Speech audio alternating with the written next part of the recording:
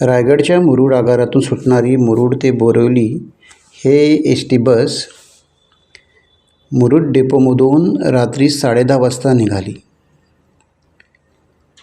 बोरिवली गाडी कुरुळजवळ आली असता रात्री 12:45 झाली होती. रात्रीचा अंधार होता.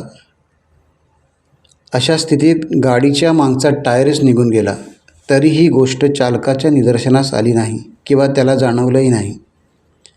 मागून येणाऱ्या स्कूटी चालकाने बसला ओव्हरटेक करून बस थांबविली, त्यामुळे पुढील अनर्थ टळला. सुदैवाने कोणती जीवित व वित्तहानी झाली नाही. मात्र मुरुड आगाराच्या कारभाराबद्दल नाराजी व्यक्त करण्यात आली आहे. मुरुड डेपोच्या बसचे कामकाज, दर्जा आणि मेंटेनन्सवर मोठा प्रश्नचिन्ह निर्माण झाला आहे. टाइम्स डिजिटलला लाईक करा, शेअर करा, सबस्क्राईब करा आणि बेल आयकॉन दाबायला विसरू नका. Times digital.